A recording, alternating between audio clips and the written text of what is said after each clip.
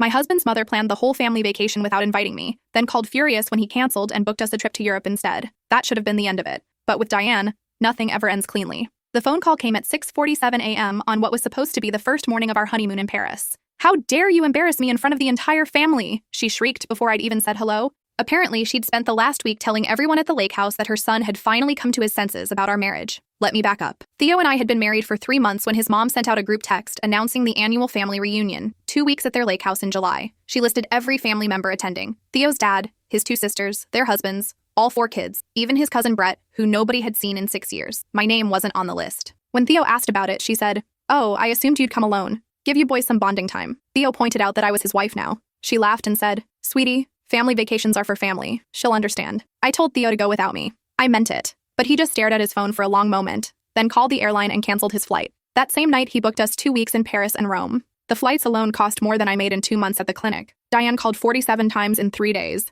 Theo ignored everyone. She showed up at our apartment twice. We didn't answer the door. Her final voicemail said, "You're choosing that woman over your own mother." So there we were in Paris, eating croissants in our tiny hotel room at dawn because his mother had somehow gotten our international number. Theo's face had gone pale. "Mom, we're not having this conversation," he said quietly. But she wasn't done. She informed us that she'd told everyone the truth, that I'd manipulated Theo into abandoning his family, that I was isolating him, that his dad was heartbroken. Theo hung up. We spent the rest of the day pretending everything was fine, but I could see him checking his phone constantly. That night, his sister Violet called. "You need to fix this," she said. "Mom's been crying for days. Dad's barely speaking. You're tearing this family apart over a stupid vacation." We came home early, not because of the guilt trips, but because Theo couldn't enjoy anything with his phone exploding every 20 minutes. The moment we landed, Diane announced a family dinner to welcome us back and clear the air. Mandatory attendance. When we arrived at his parents' house, the entire extended family was there, all of them staring at me like I'd personally canceled Christmas. Diane stood at the head of the table and smiled. "Now that everyone's here, I have an announcement." She reached into her purse and pulled out a manila envelope. "Since you 2 missed family vacation, I thought we should discuss your future family vacations.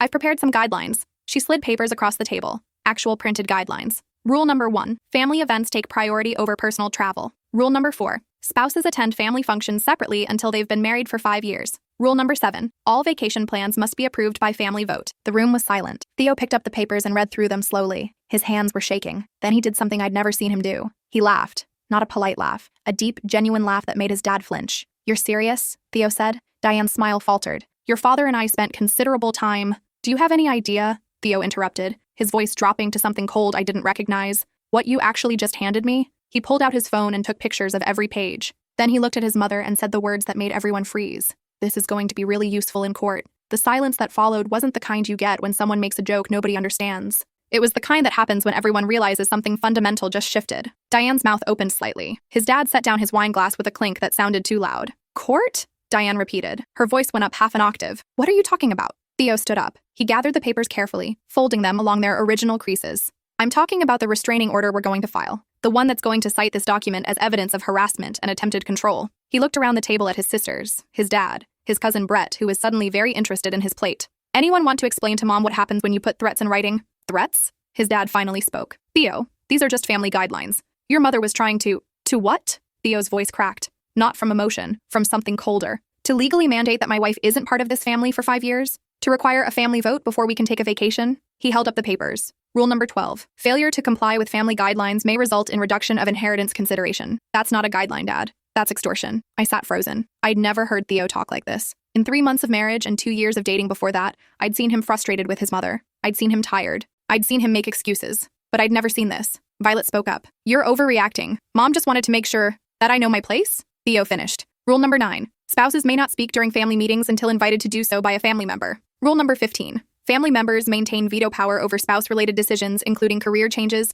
major purchases, and residential moves. He laughed again. That same hollow sound. "Tell me, Violet, when Greg wanted to take that job in Seattle, did you need permission from this table?" Violet went red. "That's different." "Why? Because Greg's a man? Or because Mom likes him? Because Greg respects this family." Diane cut in. Her voice had gone from shocked to sharp. "He understands that family comes first. He doesn't encourage my children to cut me out of their lives." "I haven't cut you out," Theo said quietly. "You cut yourself out when you decided my wife wasn't welcome at your lake house. You doubled down when you spent our honeymoon calling to tell me what a terrible son I am, and you tripled down when you typed up a legally questionable document designed to punish me for choosing my wife over your need for control. I raised you better than this," Diane said. Tears were forming in her eyes. Real ones, I thought. "I gave you everything, and this is how you repay me? You did raise me better than this." Theo's voice dropped even lower. You raised me to stand up for the people I love, to protect them when they're being treated unfairly, to recognize manipulation when I see it. So thank you, Mom. You raised me exactly right. He turned to me. We're leaving. I stood up on shaky legs. Nobody else moved. As we walked toward the door, Diane called out,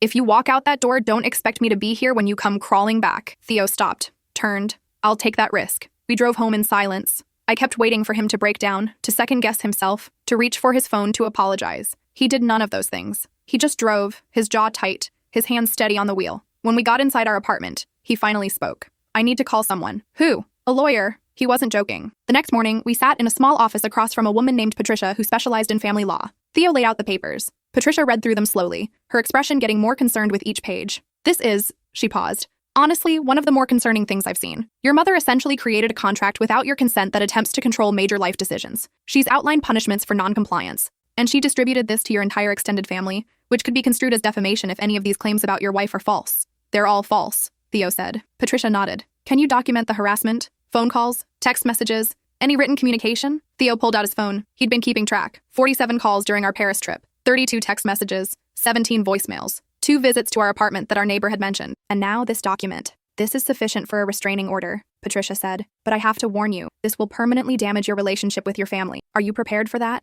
Theo didn't hesitate. "Yes." I grabbed his hand. "Are you? This is your mom, your family." He looked at me. His eyes were clear. We filed the paperwork that afternoon. A temporary restraining order requiring Diane to stay at least 500 feet away from us, our home, and our workplaces. No phone calls, no texts, no contact through third parties. The hearing was scheduled for 3 weeks out. Diane's response came through his dad. Not directly, because that would violate the temporary order, but his dad could still contact Theo. He called that evening. "Your mother is devastated. She's barely eating. She didn't mean for things to go this far." "Then she shouldn't have created a legal document trying to control my life," Theo said. "She was just trying to keep the family together." "By excluding my wife?" His dad sighed. "Look, I know your mother can be difficult, but this? A restraining order? You're going to regret this, son." "Maybe, but I'd regret letting her treat my wife like garbage a lot more." The family group chat exploded. I wasn't on it, but Theo showed me the messages. Violet said he was being dramatic. His other sister, Nora, said he was breaking their mother's heart. Cousin Brett, who nobody had heard from in 6 years, suddenly had opinions about loyalty and family values. Greg, Violet's husband, sent a long message about how every family has conflicts, and this was an overreaction. Theo responded once. "If anyone in this chat thinks those guidelines were reasonable,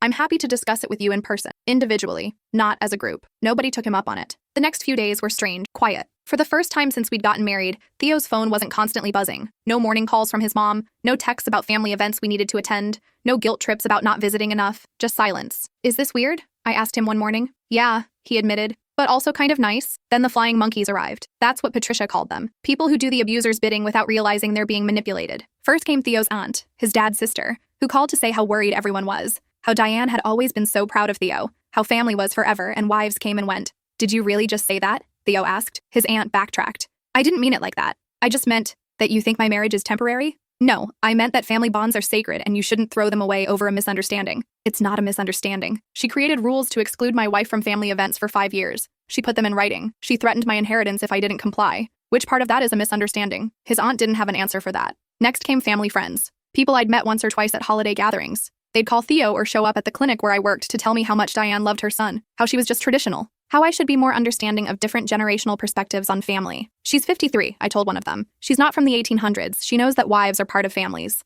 The worst was when Violet showed up at our apartment. She knocked for 10 minutes before Theo finally opened the door. "You need to drop this," she said immediately. "Mom's on antidepressants now. Dad says she cries herself to sleep every night. You're destroying her." "I'm destroying her?" Theo's voice was flat. "She tried to institutionalize rules that would treat my wife like a second-class citizen for half a decade. But I'm the bad guy? You're taking this too far. It was just some stupid papers. Then why did she make them? Why did she print them out and distribute them to the whole family? Why did she make rules about reducing my inheritance?" Violet's face crumpled. "Because she's scared of losing you." Then she should have thought about that before excluding the person I chose to spend my life with. She didn't exclude her. She just wanted some family time with just us. For 2 weeks. Every summer. With rules that said wives aren't really family for 5 years. "Do you hear yourself right now?" Violet left crying. Theo closed the door and leaned against it. "Am I crazy?" he asked. "Is this actually insane?" I'd been asking myself the same question. Diane's behavior was bad. Really bad. But a restraining order? Court? Permanent family damage? It felt extreme. But then I thought about those papers. About the methodical way she'd laid out rules designed to keep me at arm's length. About the inheritance threats.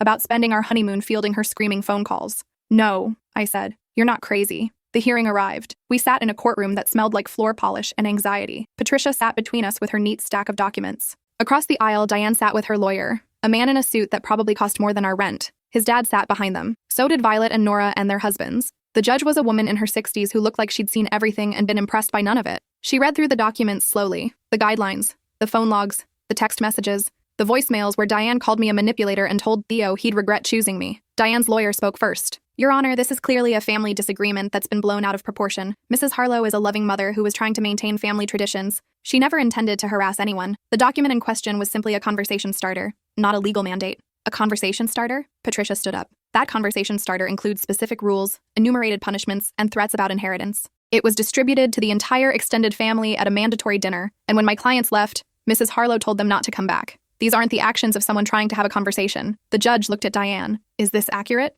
Diane stood. She looked smaller than I'd ever seen her, frail. Her eyes were red. Your Honor, I love my son. I was just trying to protect our family traditions. This woman came into his life and suddenly he's skipping family events, ignoring our calls. I was scared of losing him. So you created rules to govern his marriage? I created guidelines for our family gatherings. I didn't mean for them to be legal documents. I'm not a lawyer. I was just trying to make sure everyone understood the expectations. The expectations that his wife wouldn't be welcome at family events for 5 years? Diane's voice broke. I never said she wasn't welcome. I just thought it would be nice to have some time with just our family occasionally, for 2 weeks every summer. Yes. And you didn't think to discuss this with your son beforehand? I didn't think I needed permission to plan a family vacation. The judge turned to Theo. Do you want to speak? Theo stood. His voice was steady. My mother has spent the last 3 months trying to erase my wife from our family. She excluded her from the vacation planning. She called her a manipulator to our entire family. She created a document that would legally exclude her from being considered part of the family for 5 years. When I set a boundary by canceling our trip and taking my wife to Paris instead, she called us screaming on our honeymoon 47 times in 3 days. She showed up at our apartment twice when we didn't answer.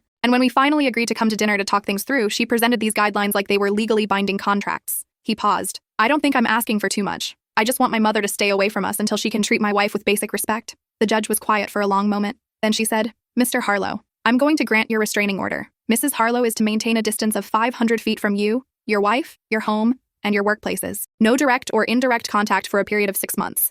At that time, we can revisit this if both parties agree to mediation. Diane made a sound like a wounded animal. His dad put his arm around her. The judge continued, Mrs. Harlow, I'm going to be direct with you. What you did was inappropriate. You created rules designed to punish your son for choosing his wife. You harassed them during their honeymoon, and you tried to use family pressure and financial threats to control their behavior. That's not love. That's control. I suggest you use these 6 months to reflect on that distinction. We left the courthouse through a side exit to avoid the family. Patricia walked us to our car. This was the right choice, she said. I know it doesn't feel like it right now, but you protected yourselves and set a clear boundary. That matters. Theo nodded. He looked exhausted. The fallout was immediate. His dad called that night, leaving a voicemail about how we'd humiliated Diane in front of the whole family. Violet sent a series of texts about how we were tearing the family apart. Nora blocked us on all social media and told mutual friends we were dead to her. But something else happened too. Theo's cousin Brett called. Hey, I know we don't really talk much, but I wanted you to know I get it. My wife and I dealt with something similar with her mom. It nearly destroyed us. You did the right thing. A woman from Theo's office, someone he barely knew, stopped him in the hallway.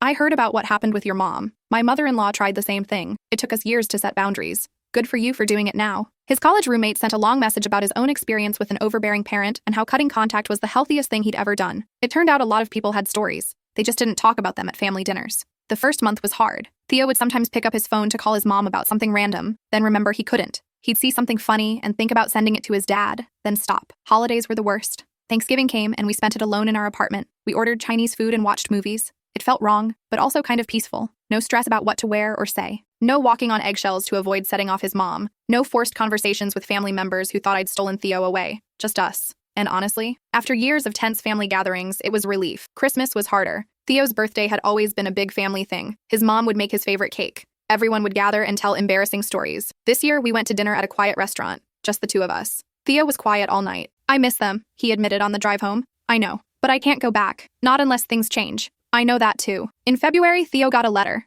Not from his mom. That would violate the restraining order. From his dad. Written on actual paper in his dad's messy handwriting. It said, Son, I've spent the last few months thinking about everything that happened. Your mother's been going to therapy. So have I. We're trying to understand where things went wrong. I can't speak for your mother, and I'm not asking you to forgive her, but I want you to know that I'm sorry. I saw what she was doing, and I didn't stop it. I told myself she was just being a concerned mother, but you were right. Those guidelines were wrong. The way she treated your wife was wrong. The way I enabled it was wrong. I don't know if you'll ever want to have a relationship with us again. I wouldn't blame you if you didn't, but I wanted you to know that I see it now, and I'm sorry. Theo read the letter 3 times. Then he folded it carefully and put it in his desk drawer. I'm not ready, he said. That's okay, but maybe someday. That's okay too. 3 months later, the restraining order was up for review. Patricia called to ask if we wanted to extend it or try mediation. Your mother's lawyer contacted. She's willing to do family therapy. No promises, no expectation. Just a neutral space to talk. Theo thought about it for a week. Finally, he said yes, but on his terms. We'd meet with a therapist who specialized in family dynamics and narcissistic behavior. His mom had to acknowledge what she'd done wrong before we'd discuss any kind of future relationship, and I'd be present for every session. The first session was tense. We sat in a bright office with plants in every corner and inspirational posters about communication. The therapist, Dr.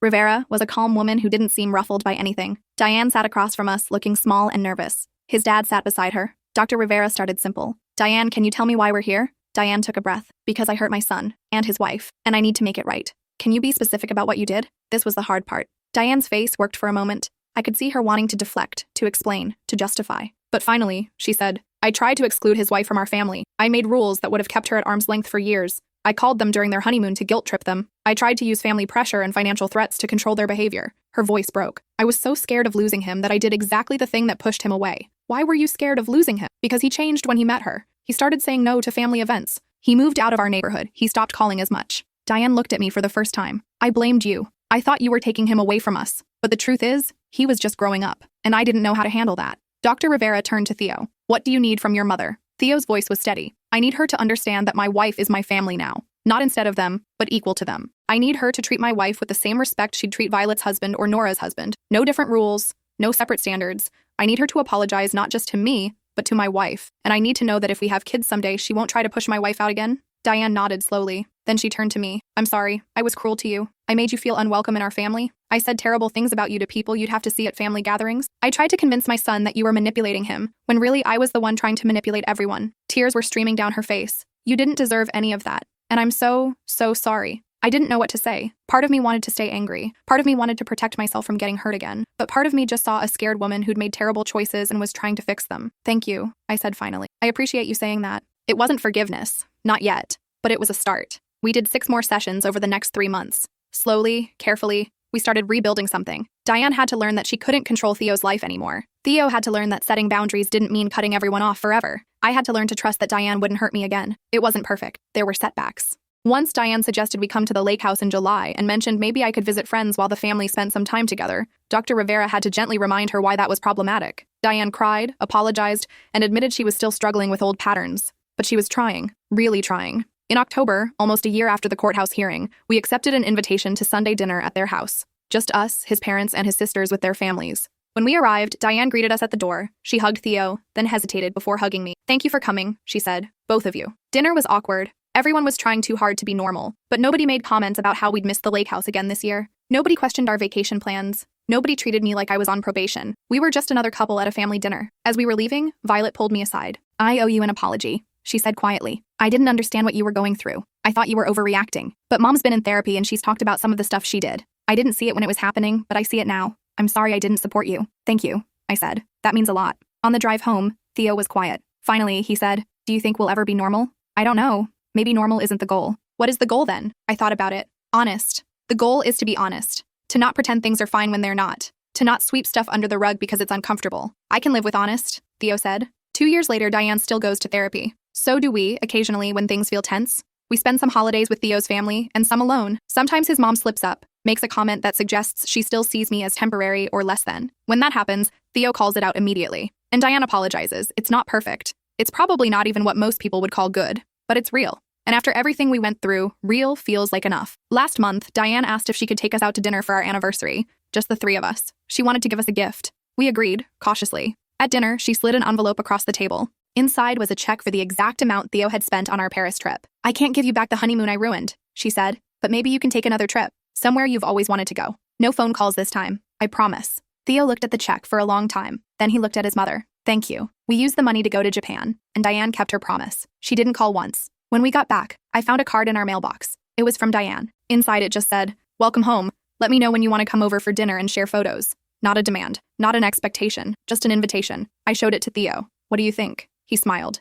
I think we should go. We went the following Sunday. Diane made Theo's favorite cake. Not because it was his birthday or a special occasion, just because. We looked at photos on my phone. Diane asked questions about the temples we visited and the food we tried. She didn't make any comments about how long we'd been gone or how much she'd missed us. She just listened. As we were leaving, she hugged me goodbye. A real hug, not the awkward side squeeze from before. I'm glad you're part of this family, she said quietly. Really glad. I realized something then. The restraining order, the court hearing, the months of therapy, they hadn't torn the family apart. They'd given us the space to build something healthier, something based on respect instead of obligation, choice instead of guilt. Diane would never be the mother-in-law who felt like a second mom. That ship had sailed, but she could be someone I respected, someone I trusted to treat me fairly, someone who was working on herself even when it was hard. That was more than enough. Now, 3 years after that family dinner with the guidelines, I'm sitting in a hospital room. Theo's holding my hand. His parents are in the waiting room along with his sisters. We're about to become parents ourselves, and I'm not worried about Diane trying to take over or push me aside. Well, maybe a little worried. Old habits die hard, but I know if she oversteps, Theo will handle it. We've proven we can set boundaries. We've proven we can walk away if we need to. That knowledge makes it easier to let people back in. The nurse tells me it's almost time. Theo squeezes my hand. Ready? He asks. As ready as I'll ever be. 3 hours later, we're holding our daughter. She's tiny and red and perfect. When the family comes in to meet her, Diane hangs back, waiting to be invited forward. I gesture her closer. She looks at the baby with tears streaming down her face. She's beautiful, Diane whispers. Do you want to hold her? I ask. Diane's eyes go wide. Are you sure? Yeah, I'm sure. As Diane cradles our daughter, I catch Theo's eye. He mouths, "Thank you." I shake my head. This isn't about being generous or forgiving. This is about our daughter deserving to know her grandmother. About giving Diane the chance to do better this time. About trust being earned and not demanded. Later, after everyone's left and it's just us and the baby, Theo says, I never thought we'd get here. To having a kid? To having a kid that my mom gets to meet. That we want her to meet. She earned it, I say. She did the work. So did we. Yeah, we did. Our daughter makes a small noise in her sleep. Theo strokes her tiny hand. I want to do better than they did. I want her to always feel chosen, always feel like a priority. She will, I say. Because we know what it looks like when family gets it wrong, and we'll make sure we get it right. It's a promise I hope we can keep, but if there's one thing I've learned from these past few years, it's that good intentions aren't enough. You have to back them up with actions, with boundaries, with the willingness to walk away if love turns toxic. Diane learned that the hard way. So did we. And now we're teaching it to our daughter, not through lectures or rules, but through example. By showing her that family is about respect, not control, choice, not obligation, and that sometimes the most loving thing you can do is walk away until everyone's ready to do better. 6 months later, we're back in Dr. Rivera's office, not for crisis management this time, for what she calls maintenance. We come every few months, the three of us, to check in and make sure we're staying on track. Today, Diane brings up the holidays. I wanted to float an idea, she says carefully. What if we started a new tradition? Instead of always doing things at our house with the whole family, what if we rotated? Your house 1 year, Violet's the next, then Nora's, then back to us. I can see what she's doing. She's giving up control, spreading it out, making everyone feel equal. I think that's a great idea, Theo says. But, Diane continues, I need to know if there are other things I'm doing that make you uncomfortable. I can't fix what I don't know about. This is new. The old Diane would have defended herself, explained her intentions, made excuses. This Diane is asking for feedback. Theo thinks for a moment. Sometimes you still make comments about how much time we spend at my wife's parents' house, like we're keeping score. Diane nods slowly. You're right. I do that. I don't mean to, but I catch myself doing the math. Thanksgiving with them, Christmas Eve with us, Easter with them, like it has to be perfectly equal, or I'm losing. You're not losing, I say. We love you both. We're just splitting our time. I know that intellectually, but emotionally, Diane shakes her head. I'm still working on it. Thank you for telling me. I'll be more aware. Dr. Rivera smiles. This is exactly the kind of communication that builds healthy relationships, being able to give and receive feedback without defensiveness. We talk for another 40 minutes about smaller things, about how Diane sometimes offers parenting advice that feels like criticism, about how we sometimes exclude her from decisions about the baby because we're scared she'll take over, about how his dad still tries to play mediator when he should let us handle things directly. It's not fun, it's not comfortable, but it's necessary. As we're leaving, Diane hesitates. Can I say something that might be hard to hear? Of course, Theo says. I'm grateful for the restraining order. We both stare at her. She continues, I know that sounds insane, but it was the wake-up call I needed. If you'd just let me keep treating you that way, kept trying to appease me, I never would have changed. I would have kept getting worse. The restraining order forced me to look at what I'd become, and it gave us the space we needed to reset. She wipes her eyes. So thank you for loving me enough to set that boundary. Theo's voice is thick when he responds, You're welcome, Mom. In the car, Theo is quiet for a long time. Finally, he says, I never thought I'd hear her say that. Say what? That she was grateful. That it helped. He pulls into our driveway and turns off the car. Do you think we made the right choice? Going back? Do you? He considers this. Yeah, I do. Because we're going back on our terms. We set the boundaries. We enforced them. And we only reopened the door when she'd proven she could respect those boundaries. Exactly. But what if she slips again? What if this doesn't last? Then we'll deal with it. We know how to walk away now. We've proven we can do it. That's power. He nods slowly. I wish I'd known that earlier. That you could love someone and still enforce boundaries. That walking away doesn't mean giving up. Most people don't learn that until it's too late. We're lucky we learned it now. Our daughter starts crying from the back seat. Theo gets out to unbuckle her. As he lifts her out of the car seat, I watch the gentle way he holds her. The way he murmurs soft words and checks her diaper, her hands, her feet, making sure everything's okay. He's going to be a good dad, better than his parents were, because he knows what not to do. Inside, I get a text from my own mother. How was therapy? Good, I type back. Productive. That's wonderful, honey. We're still on for Sunday dinner? Wouldn't miss it. My parents' reaction to everything with Diane was measured. They didn't insert themselves. They didn't give unsolicited advice. They just supported us and kept their door open. When I thanked my mom for not making it worse, she'd said, "Honey, you're adults. You don't need us to rescue you. You just need to know we're here." That's the kind of parent I want to be. Present, but not controlling. Supportive, but not smothering. Available, but not demanding. Sunday dinner at my parents' house is easy, relaxed. Nobody's keeping score of who spent more time where. Nobody's making passive-aggressive comments about missed phone calls. We just eat and talk and laugh and play with the baby. My dad, holding his granddaughter, says, "You know, I never understood why some families make everything so complicated. You love each other. You respect each other. Everything else is just noise." Not everyone got the memo, Theo says with a smile. Clearly. My dad bounces the baby gently. But you two figured it out. That's what matters. On the drive home, Theo says, "Your family makes it look so easy. They have their own problems." I remind him, "They're just different problems." I know, but still, nobody's creating guidelines for how often we can visit or demanding we prove our loyalty. Your family's getting there, I say. It just took longer. 3 years and a restraining order longer, he says wryly. However long it takes. That night, after we've put the baby down, Theo pulls out his phone. He shows me a text from Violet. Mom wants to plan a family photo session. Professional photographer, everyone dressed up. She wants to include in-laws this time. Make sure everyone's in the picture. How do you feel about that? I ask. Suspicious, he admits. But also hopeful? Is that naive? No. It's growth. We agree to the photo session. When the day comes, Diane has hired a photographer who specializes in large families. There's no seating chart dictating who stands where. No comments about my outfit or hair. When the photographer suggests grouping the couples together, Diane doesn't suggest separating the spouses for some shots with just the blood relatives. She's learned. The photos turn out beautiful. Diane orders prints for everyone. When ours arrives in the mail, there's a note attached. For your wall. All of us, together. As it should be. I hang it in our living room. Not because Diane wants me to, but because I want to. Because it represents something we fought for. Something we almost lost, but managed to save. Theo comes up behind me as I'm adjusting the frame. Looks good, he says. It does. You think we'll look back on this someday and laugh about how dramatic it all was? Maybe. Or maybe we'll look back and be grateful we didn't let it slide. Probably both. Our daughter starts crying from the nursery. Theo goes to get her while I finish straightening the photo. In it, we're all smiling. Diane's standing next to me, her hand on my shoulder. It looks like any normal family photo. You'd never know the history behind it. But we know, and that makes it mean something. That night, Diane calls. Not to check on the baby or ask about our schedule. Just to say goodnight. I saw the photo session pictures on the photographer's website, she says. We look happy. We are happy, Theo says. Good. That's all I ever wanted. She pauses. That's not true. I wanted control. I wanted things my way. But now I really do just want you to be happy. Even if that means I'm not always included. You're included, Mom. You're just not in charge. I'm learning to be okay with that. After they hang up, Theo looks at me. She's different. She is. Do you trust it? I think about this carefully. I trust that she's trying. I trust that she knows we'll walk away again if we need to. I don't trust that she's perfect or that she'll never mess up, but I trust the process. That's very diplomatic. I've had practice. We laugh. It feels good to laugh about something that used to feel so heavy. A year later, we're planning our daughter's first birthday party. Diane calls to ask if she can help. I was thinking I could make a cake.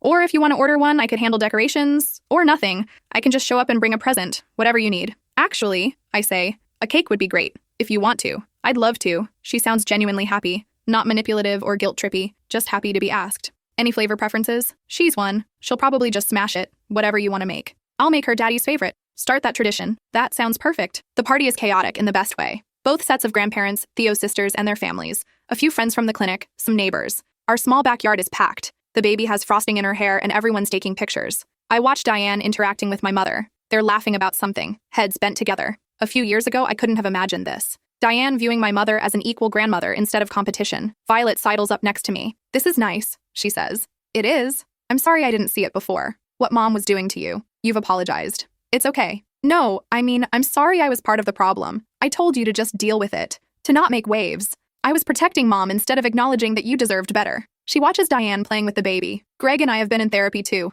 Turns out I picked up some of Mom's habits. The need to control everything. The guilt trips when things don't go my way. That takes guts to work on. Yeah, well, I saw what it took for you and Theo to fix things. I didn't want it to get that bad for us. She squeezes my arm. Thanks for not giving up on this family. Thanks for making it worth staying. As the party winds down and people start leaving, Diane helps us clean up. She doesn't try to take over. She doesn't reorganize our kitchen or make comments about how we should have done things differently. She just helps. When we're done, she hugs us both goodbye. Thank you for including me, she says, in all of this. I know I don't deserve it. You earned it, Theo says. You did the work. After everyone's gone and the baby's asleep, Theo and I collapse on the couch. That went well, he says. Shockingly well. Do you think we're past it now? All the drama? I don't know if you're ever really past it, but we're in a good place. And we know how to protect that place if we need to. I'm proud of us, he says quietly, for not just giving in, for fighting for our marriage. Me too. We sit in comfortable silence, exhausted from the party but happy. The photo from last year catches my eye. All of us together, smiling. We've come so far from that family dinner with the guidelines, but I keep those guidelines. They're in a folder in our filing cabinet,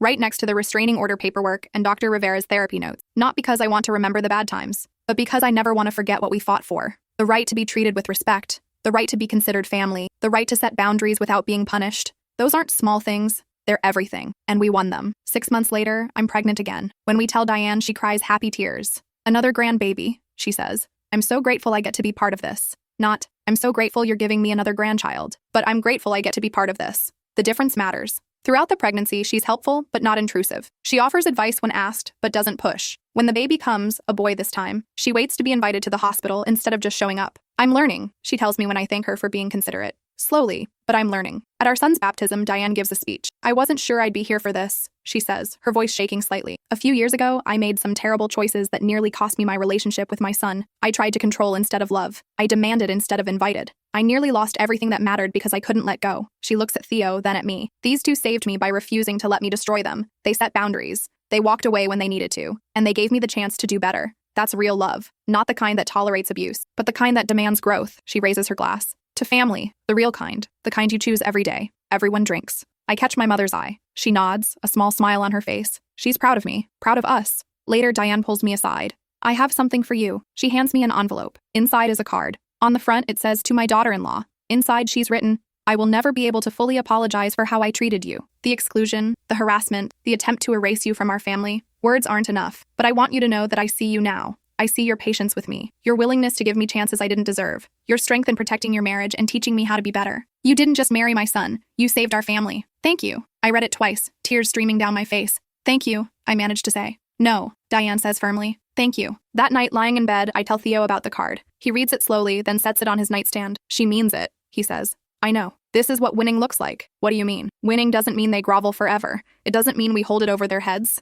Winning means they change. They do better. And we get to have a family that's actually healthy. He turns to face me. We won. We did. Was it worth it? All the pain in the court and the months of no contact? I think about this carefully. About that dinner with the guidelines. About the screaming phone calls on our honeymoon. About the restraining order and the therapy and the slow, painful rebuilding. Yes, I say finally. It was worth it. Because the alternative was a lifetime of being treated like I didn't matter. Of watching Theo get torn apart between his wife and his mother. Of teaching our kids that love means accepting disrespect. This way, we have a family. Imperfect, complicated, but real. Built on respect instead of obligation. That's worth everything we went through. 5 years after that family dinner, I get a text from Diane. Can I ask you for advice? Of course. Nora's daughter-in-law is having problems with her. Nora's doing some of the same things I did. The excluding, the controlling. Her son is miserable. What should I tell her? I think about this for a long time. Finally, I type. Tell her what you learned. That love isn't control. That being a mother doesn't mean owning your children. That if she doesn't change, she'll lose them. And that losing them temporarily to gain them back healthily is better than keeping them in a toxic pattern. Will she listen? Probably not. People rarely do until they hit rock bottom. Can I show her your response? Yes. A few days later, Nora calls me. Diane showed me what you said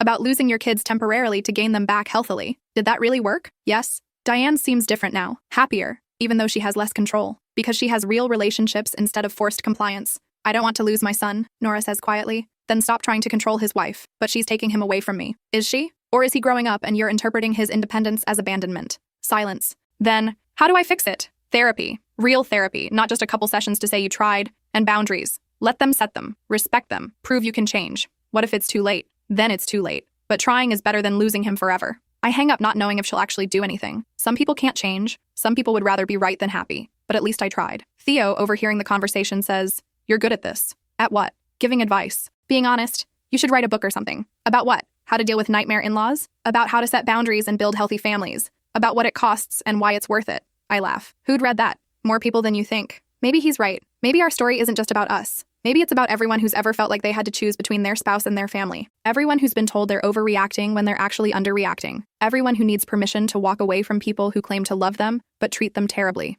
But for now, I'm content just living it. Showing our kids what healthy boundaries look like. Teaching them that family is about respect, not control. That love means wanting what's best for someone, even if it's not what's best for you. That's a lesson Diane learned the hard way. A lesson we all learned together. And it's one I'll spend the rest of my life making sure our kids understand. Because that's what this was all about. Not revenge, not punishment, not even justice, really. It was about building something better, something that would last, something we could be proud of. And we did it, together. Despite everything trying to tear us apart, we built something stronger than what came before. That's the real happy ending. Not perfect, but real. Not easy, but worth it. Not what we expected, but what we needed. And honestly, I wouldn't change a thing. Well, maybe I'd skip the guidelines. Those were ridiculous. But everything else, every painful moment that led us here, worth it. All of it.